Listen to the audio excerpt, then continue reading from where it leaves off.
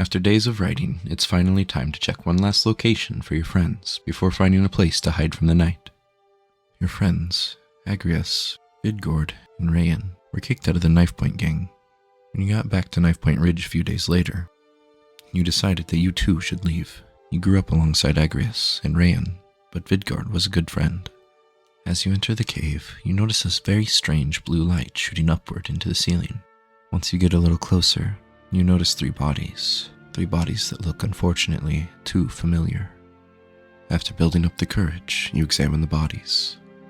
You notice bruising, and it seems like their bones were broken, but it doesn't seem like they were beaten. The patterns of the bruising seem to be one-sided, so no sign of self-defense. Adjacent to the raised platform, there seems to be a lectern or something with a book on it, as well as a key.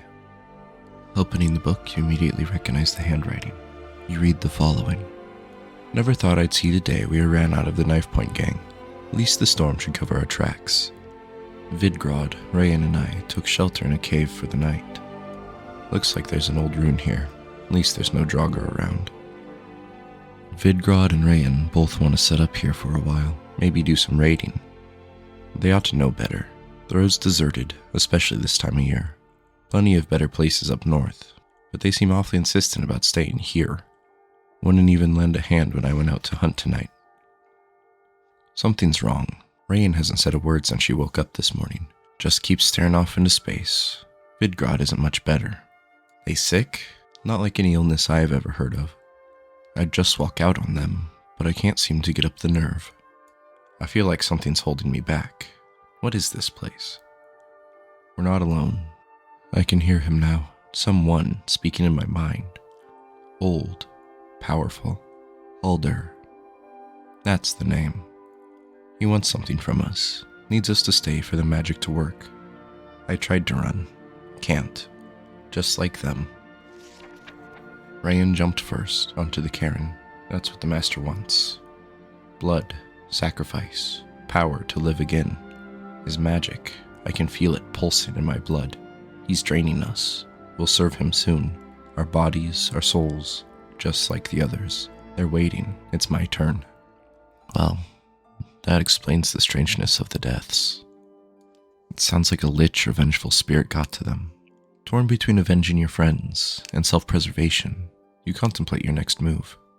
On one hand, you don't hear any voices in your own head, and you seem to have full control over your movements. But on the other hand, what if you're simply made to think that? So you stay and fall into its trap. After a few moments, you decide it's probably best to eliminate a threat like that. It's not like you have a life to return to anyway. With the key to the door being here, as well as the book placed here, it is somewhat suspicious.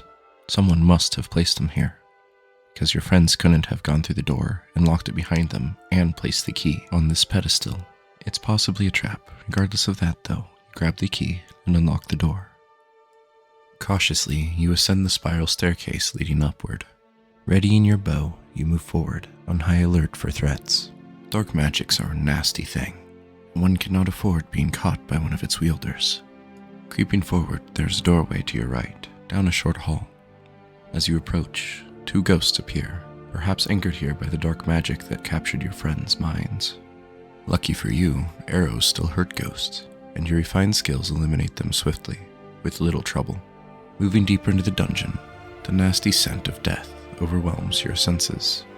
After opening the door and walking through it, two more ghosts appear.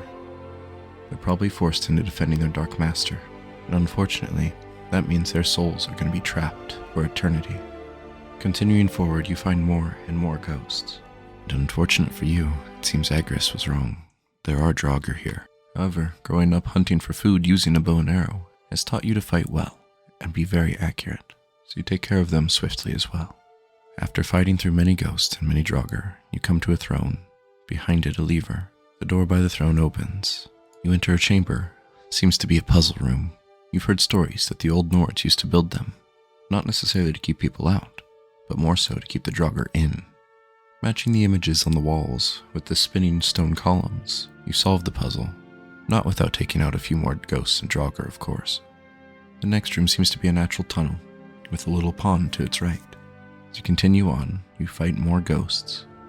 Finishing up with them, you continue on deeper into the natural tunnel twisting and turning along the way until eventually it opens up to a large room filled with braziers and raised platforms.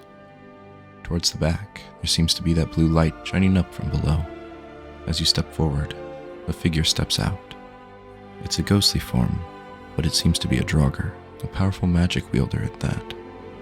Using pillars as cover, you avoid most of his blasts, whittling him down, but when it looks like you finally defeated him, 2 more of him seem to appear, each using different forms of magic, some lightning, some fire, the other frost. After defeating them, he finally returns to his natural state of just 1. It's a long, tiring battle, but you eventually take him down. Now, with your vengeance sated, pleased that you killed Halldir, you open the trapdoor where your friends were forced to commit suicide to serve him, and carefully make your way down, in hopes to bury your friends' bodies, then lay this nightmare to rest once and for all. Once you reach the cairn below, you make an unsettling discovery. Their bodies are gone.